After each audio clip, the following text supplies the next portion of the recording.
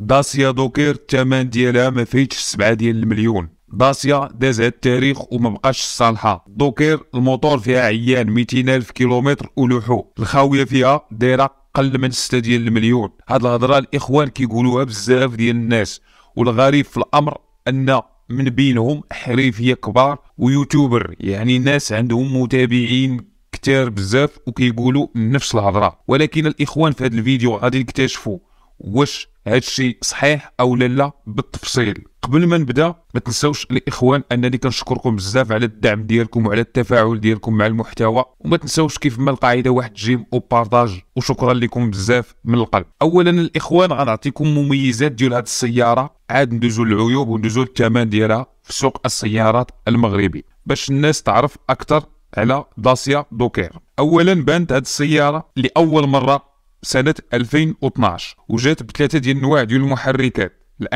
1.5 دي سي اي، ال 75 شوفو و 90 شوفو وال 115 شوفو، وجات بتصميم صراحة زوين مقارنة مع المنافسات، عادية ما فيهاش شي تعقيدات، ومساحة داخلية كبيرة، كتجي كذلك ب5 البيبان او لا ب6 ديال البيبان، كوفر كبير عائلي كيف ما قلت لكم، سيارة عائلية ومناسبة كذلك للناس اللي كتخدم وكتبيع وتشري وكتهز السلعه في حدود 800 كيلو، ومناسبه كذلك للطريق الطويله، مريحه واقتصاديه حيث الكونسوماسيون ما كتفوتش 5.5%، 4% حتى ل 5.5% في لو ماكسيموم على حسب الطرقان وعلى حسب النوعيه ديال السياقه ديال الشيفور. كتجيب بعض لي زوبسيون ما كيكونش فيها هي بزاف ديال لي زوبسيون، ماشي شي حاجه اللي معقده، بحال مثلا كتجي فولون ملتي اوبسيون بالنسبه للنسخه ستيبوي، النسخه العامره فيها كتجيب بلا كليم، فيها ريغولاتور وليميتور دو فيتيس، كتجي كذلك بيكرون تاكتيل بالنسبه للنسخه ستيبوي، كتجيب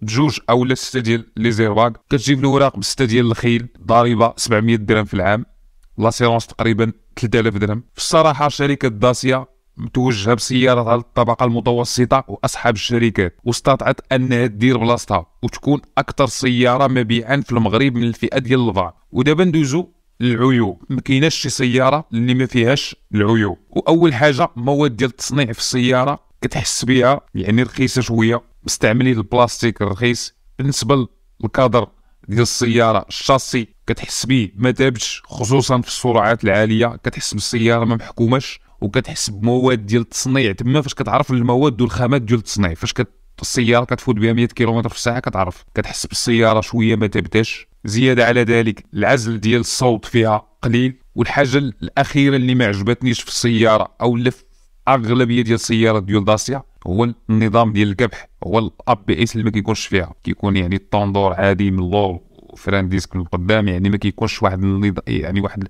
الانظمه ديال الحمايه في الفران يعني قليله بزاف، وفيها واحد العدد ديال الانظمه ديال الحمايه اللي ما كايناش. هادو هما العيوب ديال السياره داسيا دوكير. من غير هادشي راه كتبقى السياره اللي اعتماديه. الموتور ديالها هاد الناس اللي كيقول لك حقا 200,000 كيلومتر وكيموت راهم غالطين بزاف. كاين اللي ضارب بالموتور ديال داسيا حتى ل 600,000 كيلومتر وباقي الموتور خدام. وكيف ما قلت لكم الموتور ديالها راه معتمدينه بزاف ديال الشركات من غير داسيا، معتمدينه في السيارات ديالهم مع بعض التعديلات طبعا.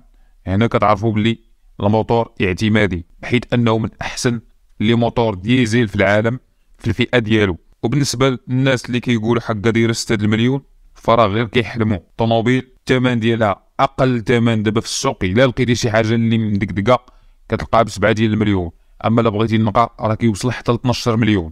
وبالنسبه للناس اللي كيقول لك حقا تقطعات في الجديد داكشي علاش دايره الثمن، لا، الاعتماديه والصبر والصح اللي في السياره هو اللي خلاها انها تبقى شاده في الثمن ديالها، ماشي بحكم انها تقطعات في الجديد ما بقاتش كتخرج في الجديد. ايوا كان هذا ملخص على سياره داسيا دوكير. كنتمنى ان الفيديو يكون نال الاعجاب ديالكم، وانني نكون ذكرت جميع النقط اللي كتمتاز بهم هذه السياره. ونتلاقاو في فيديو جديد باذن الله، والسلام عليكم ورحمه الله تعالى وبركاته.